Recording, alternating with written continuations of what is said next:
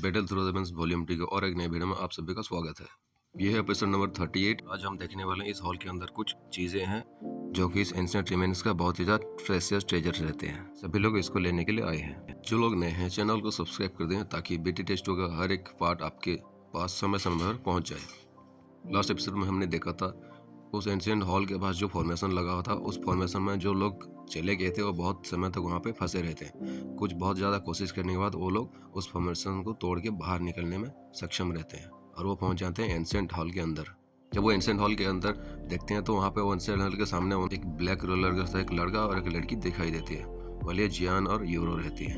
अब यहाँ पे सबसे ज़्यादा गुस्सा जो था वो वुहान था, क्योंकि जियान ने उसको पहले चकमा देकर इधर चला आया था। पता नहीं कौन सा ट्रिक यूज करके जियान इनको चकमा देकर आया, लेकिन ये बहुत ज़्यादा गुस्सा था। अभी हम आगे देखते हैं। एक्चुअली में ये चीज़ हुआ था जियान के साथ कि ये जो फॉर्मेशन था जियान को पता नहीं क्यों बहुत ज़्यादा डर रही थी।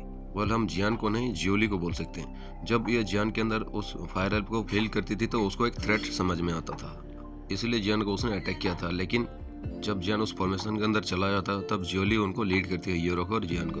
और जियोली जब आगे आगे जाती है तो ये फॉर्मेशन और वो डेमन लोटस जियान के ग्रुप को आराम से रास्ता दे देती हैं, इसलिए वो आसानी से आ जाते हैं यहाँ पे। अभी जब ये लोग सब हॉल के सामने खड़े हुए तो देखते हैं कि हॉल बहुत ही ज़्यादा चौड़ा और बहुत ज़्यादा लंबा है। इस हॉल के सामने जो भी हजारों लोग खड़े हुए थे वो चींटियों के समान दिख रहे थे।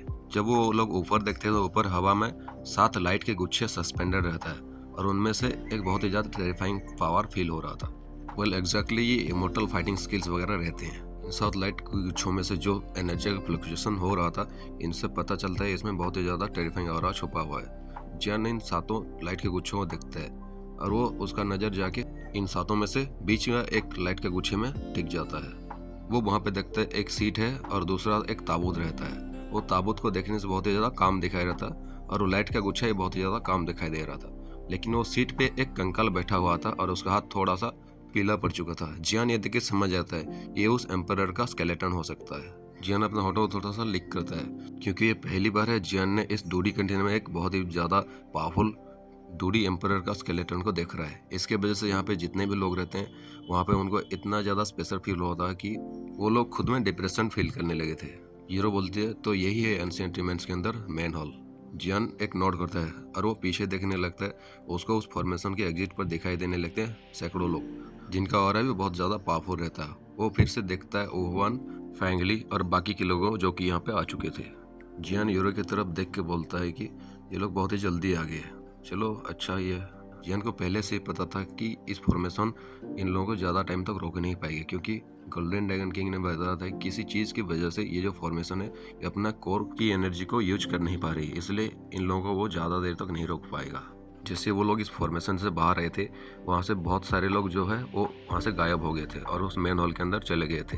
कुछ पावरफुल लोग जो कि 5 ग्रेट सिटीज़ में थे आते थे वो यहाँ पे रुके हुए थे, और जो लिविंग डेड सिटी का जो बंदा था वो भी यहाँ पे था अभी तक। अभी हमें बताया जाता है कि यहाँ पे बहुत सारे जो फेमस सिटीज़ है उनमें से Wucheng city, Fengle city, Magnolia city, best city and बहुत ही ज़्यादा पावरफुल कुछ सिटीज़ भी उनके रिप्रेजेंटेटिव्स को यहाँ पे भेजे हैं। सब लोग जियान की देख के अपने मन में थोड़ा सा साय करते हैं, क्योंकि ये बंदा बहुत ही ज़्यादा खतरनाक है, ये जो ब्लैक रूलर लेके खड़ा हुआ है। क्योंकि हम सभी लोग इसके अंदर आ ही गए हैं तो हम सबको केयरफुल रहना होगा। और ये जो जियान है इससे इधर तो दूर रहना पड़ेगा या फिर इसके साथ फ्रेंडली होना पड़ेगा। बल बात सही है, क्योंकि यहाँ पे हर एक बंदा दूसरे आदमी के लिए एक स्ट्रेंजर है, इसलिए अच्छा होगा कि केयरफुल रहें। जियान जो कि अभी पीछे देख रहा था वो सभी की नजरें जियान के ऊपर टिक गई होती है। वो सब ग्लोमी नज़र से जियान की तरफ देख रहे थे। जियान उनको देख के थोड़ा सा स्माइल करता है, क्योंकि जियान को पता था कि इस फॉर्मेशन के अंदर उन लोगों को अच्छा खासा खाने को मिला है। अभी सीन कुछ ऐसा है कि जियान वहाँ पे हंस भी नहीं पा रहा था, रो भी नहीं पा रहा था। अभी करे तो करे क्या। जियान धीरे से अपना फुटस्टेप को आगे बढ़ा के मेन हॉल के अंदर चला जाता है यूरो के लेके, और वो उन 7 लाइट के गुच्छों को देखता है कि वहाँ पे जो 7 सीट थे उन 7 में से एक बहुत ही ज़्यादा टेरिफाइंग और एंशिएंट ऑरा रिलीज हो रहा था। ऐसा लगता है वो 7 लाइट के गुच्छे उनके 10 मीटर के दायरे में किसी को भी आने के लिए नहीं देंगे। जियान बोलता है लगता है ये सब प्रोटेक्टर है, जो स्टोन कार्विंग्स है ये सभी लाइट के गुच्छों को प्रोटेक्ट कर रहे हैं। इन सभी स्टोन स्कल्पचर में से एक स्ट्रॉन्ग डोडी का पावर सेंस हो रहा था। वाले स्टोन कार्विंग में कुछ चित्र कटे हुए थे जो कि कुछ इंसान या फिर कोई पपेट की तरह दिख रहा था। ये सब वो इमॉर्टल फाइटिंग स्किल्स को और वो स्केलेटन को गार्ड कर रहे थे। और इनके पास अगर कोई जाएगा तो शायद ये सब एक्टिवेट हो जाएंगे और यहाँ पे एक बड़ा सा ब्लडी बैटल शुरू हो जाएगा। जियान बोलता है कि हमें केयरफुल रहना होगा क्योंकि ये सब जब जिंदा हो गए ये शायद बहुत ही ज़्यादा पावरफुल रहे होंगे, इसलिए ये सब एम्पायर के सबऑर्डिनेट है और उनको प्रोटेक्ट कर रहे हैं अभी।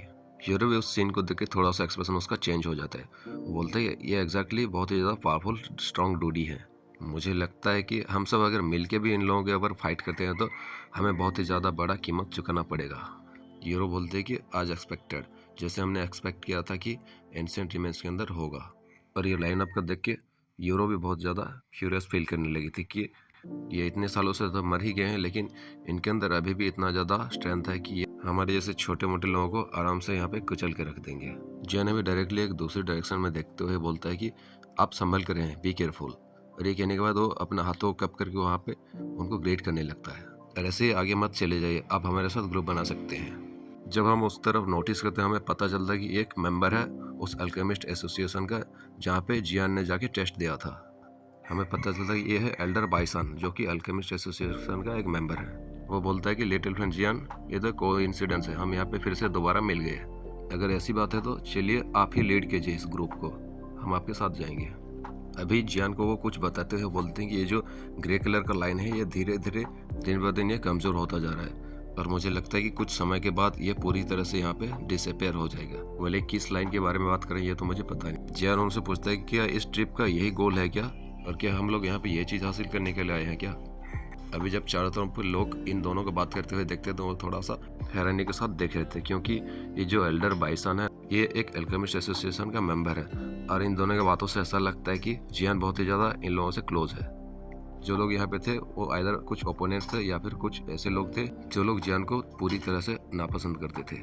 एल्डर बाइसन एक सेटिस्फाइड फीलिंग के साथ जियान को बोलते कि वेल मुझे इतना ज़्यादा तो पता नहीं है ये जो, लेकिन ये 7 लाइट के गुच्छे हैं ये स्टोन स्कल्पर से जुड़े हुए हैं और इनका नाता उन्हीं से है और कोई भी पार्टिसिपेंट अगर इन चीज़ों को लेना चाहेगा तो उसके पास अच्छा स्ट्रेंथ और कुछ ट्रिक्स होना चाहिए जिनकी वजह से ये उनसे डील कर पाए। यहाँ पे जितने भी लोग आए हैं सब एक ग्रुप या फिर बहुत ही ज़्यादा स्ट्रॉन्ग पीपल अपने साथ लेके आए हैं, लेकिन 2 ही आदमी पूरी की पूरी एंशिएंट रिमेन्स के अंदर आराम से आके इस हॉल के सामने आके खड़ा हो जाना ये तो सिर्फ जियान ही कर सकता था। बाइसन बहुत ही ज़्यादा हैरान था क्योंकि जो जियान का एबिलिटी है बहुत ही ज़्यादा खतरनाक लेवल का है, इसलिए जब जियान उस अल्केमिस्ट एसोसिएशन पर था बाइसन को उनका प्रेसिडेंट ने बोला था कि इनका अच्छी तरह से ध्यान रखना। जियान एक नॉड के साथ उन लाइट के गुच्छे की तरफ देखने लगता है। वो समझ जाता है कि ये जो एंशिएंट रिमेन के अंदर इस इमोर्टल लेवल्स का टेक्निक को लेना इतना ज़्यादा आसान नहीं होने वाला और अगर हम एक लाइट के गुच्छे की अगर फॉलो करते हैं वो भी बहुत ज़्यादा मुश्किल होने वाली है। अभी बाइसन उस हॉल के चारों तरफ देख के अपना आंखों को रोल करके जियान की तरफ देख के बोलता है कि लिटिल फ्रेंड जियान, मुझे लगता है कि यहाँ पे कुछ लोग हैं जो लोग तुम्हें पहले से टारगेट कर चुके हैं। जियान बोलता है कि अरे ये तो बस छोटी मोटी बात है, छोड़ जाने दीजिए इसको। जियान ये समझ नहीं पाता था कि ये लोग क्यों जियान से दुश्मनी मोल ले रहे हैं। वुचेंग सिटी का उफवान उसे दुश्मनी नहीं है जियान का, लेकिन पता नहीं क्यों फिर भी वो जियान को दुश्मन की तरह देखने लगता है। लेकिन वो एक 3 स्टार रोड के लेट स्टेज पे है इसलिए जियान उसको ज़्यादा सीरियसली नहीं लेता है। और फेंगली सिटी का फेंगली के बारे में अभी कुछ कहा नहीं जा सकता कि वो जियान के बारे में सोचता कैसा है। और दूसरी तरफ हम बात करें तो वो जो लिविंग डेड वाला बंदा था वो जियान से पहले ही दुश्मनी मोल ले चुका है क्योंकि उसने वो जो क्रिसेंट मून फ्रूट था वो यूरो के हाथ से चुरा के भाग गया था, लेकिन वो फेक था, लेकिन फिर भी जियान उसको जाने नहीं दे सकता। चलिए बाकी की चीज़ें नेक्स्ट एपिसोड में देखते हैं कि यहाँ पे जो 7 कार्विंग्स है लगता है ऐसा कि वो लोग इनसे फाइट करने वाले हैं। अभी वीडियो कैसा लगा कमेंट सेक्शन में बताना और हमारे चैनल का एक पार्ट बनने के लिए आप इसको सब्सक्राइब कर सकते हैं। सी यू अगेन।